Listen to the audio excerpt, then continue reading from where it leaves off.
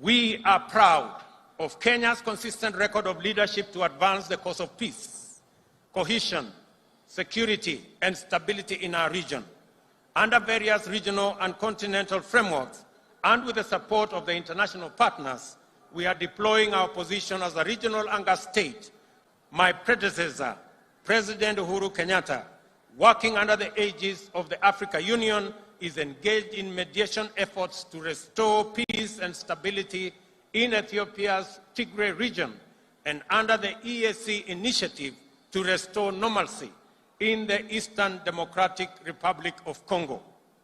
Our interests, ladies and gentlemen, are nested in a dense network of reciprocal diplomacy, which helps our agenda to attract investment, forge partnerships, and create markets for our exports and employment for our young people locally and overseas. We have aggressively sustained our pursuit of mutual beneficial endeavor with friends and partners all over the world.